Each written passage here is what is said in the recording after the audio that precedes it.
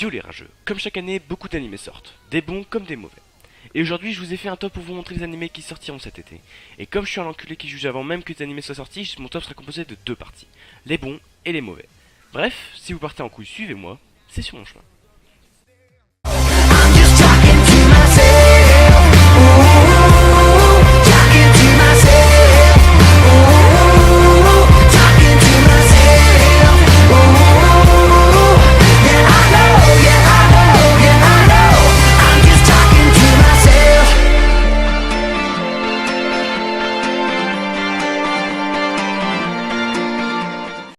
Et on commence tout de suite avec le numéro 5 des meilleurs animés qui sortiront cet été selon moi.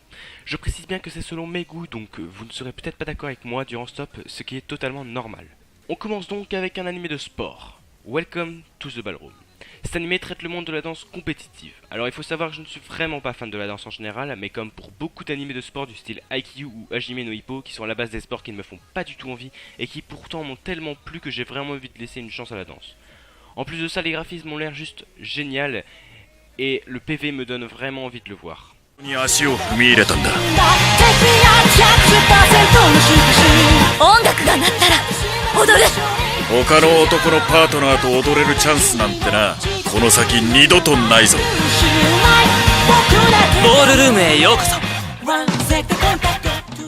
On enchaîne directement avec le numéro 4, Kakigurui. Un animé de psychologie et de jeu avec un maximum de soumission. C'est également un school life. J'aime vraiment ce genre d'animé car tu peux jamais prévoir ce qui se passera. Les graphismes sont vraiment bien et l'expression sur le visage sont juste jouissifs. Rien qu'en regardant le PV, j'ai vraiment des frissons. C'est pour ça que je l'ai mis 4ème des animés à voir.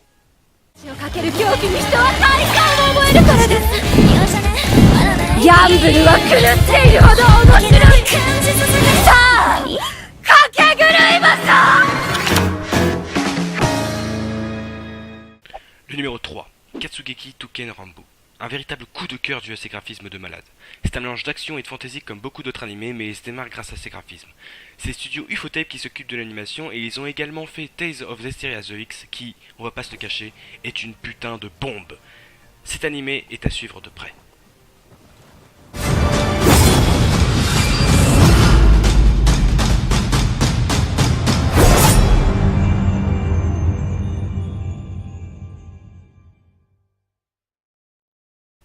Ensuite, le numéro 2, Shokoku no Altair. Un des animés les plus prometteurs de cet été selon moi. Un mélange d'action, de fantasy et de semi-historique. C'est l'adaptation en animé du manga Altair qui est juste une tuerie. Les graphismes sont plutôt bien mais le chara-design est magnifique. Je préfère pour ceci ne pas en dire plus et de vous laisser découvrir par vous-même.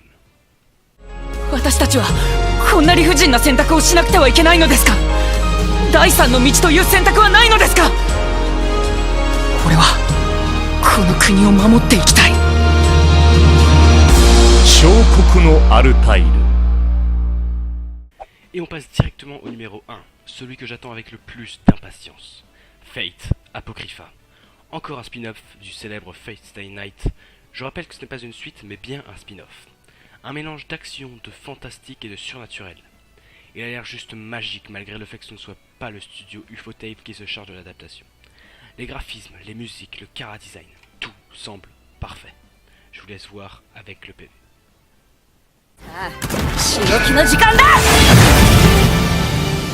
お前は何のために剣を抜く？君は考えるべきでしょう。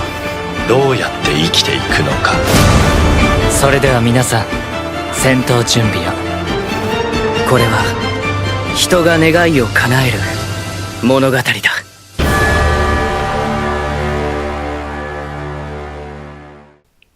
On passe maintenant à la deuxième partie. Les animés qui sont les plus mauvais selon moi.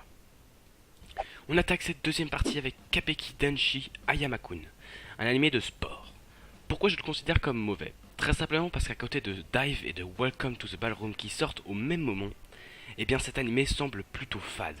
Alors à moins qu'ils aient tout misé sur la comédie plutôt que le côté sport, eh bien je pense que cet animé risque d'être plutôt mauvais. てめえなめてんじゃねえぞ。私の青山くんへの思いは絶対にみんなには秘密です。青山が得たプレイスタイル、それは潔癖という名の絶対領域。自分負けるのが大嫌いなんで。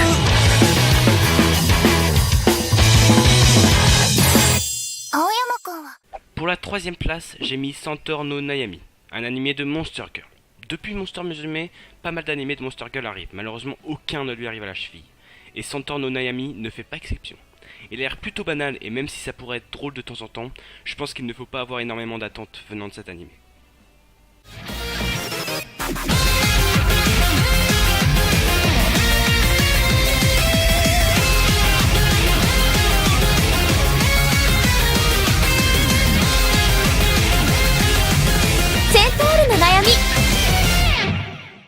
On enchaîne avec Isekai wa Smartphone to Tomoni pour la deuxième place. Et je crois que ça va être une des plus grosses daubes de cette année.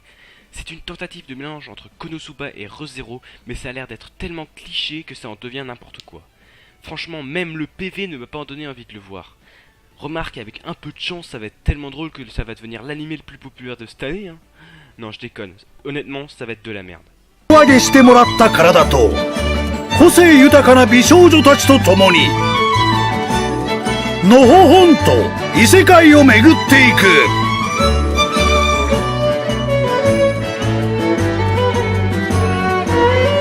異世界はスマートフォンと共に2017年7月放送開始 On finit ce top avec Hajimete no Gal.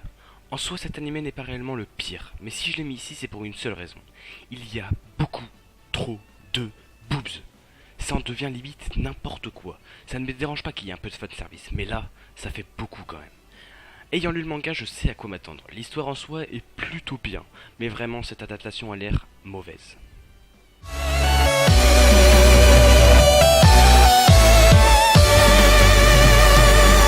初めてのギャル7月マジでテレビアニメ放送開始だし C'est la fin de cette vidéo, j'espère que vous avez trouvé votre bonheur pour cet été. Si vous voulez en savoir plus, j'ai mis tous les PV et toutes les musiques dans la description. En attendant, moi j'ai pas que ça à foutre, je vous dis donc à la prochaine.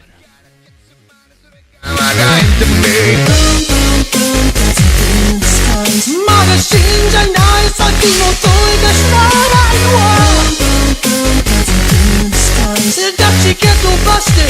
Most of my